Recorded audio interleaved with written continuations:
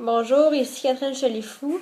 La nouvelle que je vais vous présenter aussi du recueil de nouvelles insulaires de Christiane Lahaye, c'est la nouvelle Inverness Heroes. Donc, en ce qui concerne les principaux aspects de l'intrigue de cette nouvelle-là, le principal aspect que j'ai pu ressortir, c'est selon moi à la fin lorsqu'il est écrit que Madame Mental, et je cite, refuse de revenir à une époque où il devait bien être minuit quand M. Mentor éteignait la lampe de chevet dans ce qui deviendrait la chambre 12 du manoir à Inverness en Écosse. Cette dernière phrase-là, elle laisse à réfléchir parce qu'il pourrait y avoir vraiment beaucoup de possibilités quant à la signification de cette phrase-là. Que peut-être parce qu'elle occupait autrefois la chambre avec son mari ou c'est ça, c'est la principale intrigue, l'intrigue policière à la fin de la nouvelle. En ce qui concerne aussi le titre de la nouvelle, il pourrait avoir une intrigue par rapport à ça. Le titre, c'est Inverness Heroes, comme je vous l'ai dit tantôt.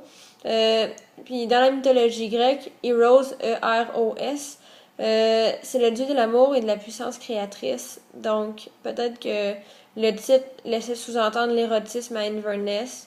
C'est ça. En ce qui concerne les personnages de la nouvelle, il y a tout d'abord Madame Mental.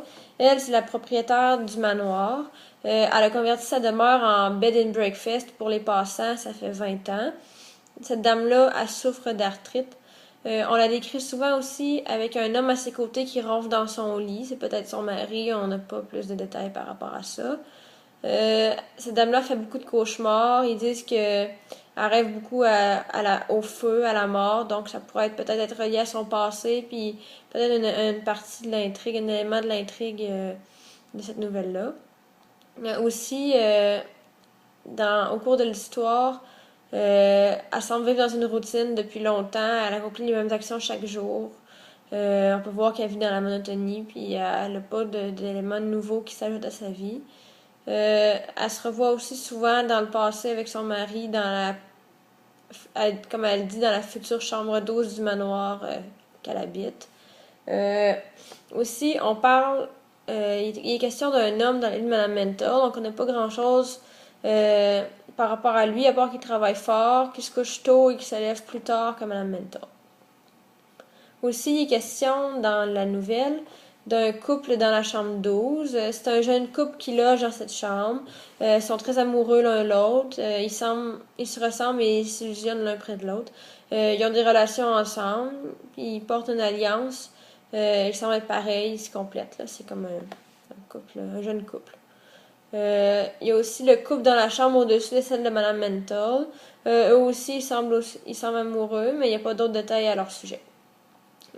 Finalement, il y a un couple qui est mentionné une ou deux phrases dans la nouvelle. C'est le couple qui sonne à la porte lorsque Mme Mental était couchée.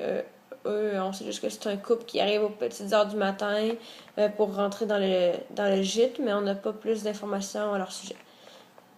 En ce qui concerne les thèmes de la nouvelle, les deux principaux thèmes que j'ai ressortis, premièrement, il y a l'amour. L'amour est omniprésent dans toute la nouvelle. Il y a tout d'abord le couple de la chambre 12 qui sont amoureux et dont on décrit les relations. Aussi, il y a le couple au-dessus de la chambre de Madame Mental qui eux aussi sont amoureux et on fait aussi la description de ce couple-là. Finalement, à la fin de la nouvelle, il y a le couple de Madame Mental, peut-être, on le sait pas, qui est légèrement abordé avec Monsieur Mental qui est peut-être couché à ses côtés, puis c'est dont elle se remémore les souvenirs. Donc, par rapport à l'amour, il y a aussi le thème du couple qui est abordé par rapport à ça. L'autre principal thème que j'ai ressorti dans cette nouvelle-là, c'est la solitude et la mélancolie. Ce thème-là, il n'est pas abordé de façon claire dans la nouvelle, mais on peut en déduire que Mme Mental ressent une certaine solitude et mélancolie face à la situation avec son mari. Elle préfère pas retourner en arrière, mais on peut voir qu'il y a comme une monotonie dans son quotidien puis qu'elle semble pas trop s'y plaire. Dans la façon dont il décrit la nouvelle, on peut apercevoir ça. C'est ça.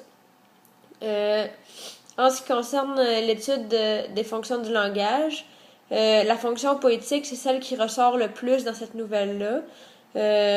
La fonction poétique, dans cette nouvelle-là, elle nous permet de nous faire une image du contexte de la nouvelle, des éléments du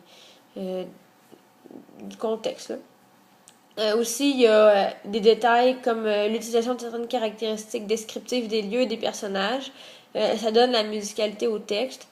Les phrases sont écrites de façon à ce que les idées se suivent et coulent une en arrière de l'autre. Aussi, il est facile de se mettre à la place des personnages et ressentir la même chose qu'eux. Parce qu'il y a beaucoup d'éléments d'adjectifs subjectifs et émotionnels que l'auteur apporte au texte. Donc, il est facile de se référer à ces adjectifs-là puis d'essayer de comprendre comment les personnages se sentent dans la nouvelle. Euh, Aussi, comme je l'ai dit au début, cette nouvelle-là, elle a une fin d'allure de roman policier parce qu'on ne sait pas vraiment la signification des dernières phrases que je vous ai lues tantôt. Puis ça laisse place à plusieurs possibilités d'interrogation. Euh, Aussi, euh, finalement, l'effet de continuité ou de rupture, euh, selon moi, cette nouvelle-là, elle a autant un effet de continuité que de rupture, parce que, premièrement, toutes les nouvelles dans ce recueil de nouvelles-là ne se suivent pas, puis il n'y a pas toujours de lien entre elles, donc le fait que cette nouvelle-là n'ait pas de lien non plus avec les autres nouvelles précédentes et après, ben ça fait comme un effet de continuité parce que s'il y avait eu un lien entre les autres nouvelles, ben c'est là que ça aurait fait un lien de rupture parce qu'il n'y aurait comme pas eu de lien avec les autres. Puis justement, la non, il y a pas de chronologie entre les nouvelles. Il y en a qui se passent avant, après, au présent, au passé, au futur. Donc c'est pas vu que toutes les nouvelles il n'y a pas de chronologie, ben ça cause un effet de continuité à toutes les nouvelles. Euh, il y a aussi la fonction poétique qui est présente dans la plupart des autres nouvelles, euh, dont aussi dans Inverness Heroes. Donc, il n'y a pas de rupture par rapport à ça. Il y a vraiment une continuité. Puis aussi, dans toutes les nouvelles, il y a comme une intrigue à la fin. Donc, ben, ça entraîne aussi une continuité par rapport à ça. Euh, pour ce qui est des éléments de rupture, si cette nouvelle-là a une rupture, le seul élément que je pourrais trouver qui cause une rupture avec cette nouvelle-là par rapport aux autres, c'est que celle-là, elle se passe en Écosse, alors que la plupart des autres nouvelles se passent en Angleterre. Donc, c'est le seul aspect qui pourrait créer un effet de rupture, selon moi. Donc, voilà, c'était ma présentation sur Inverness Heroes dans le recueil de nouvelles insulaires de Christiane Lahaye. Merci.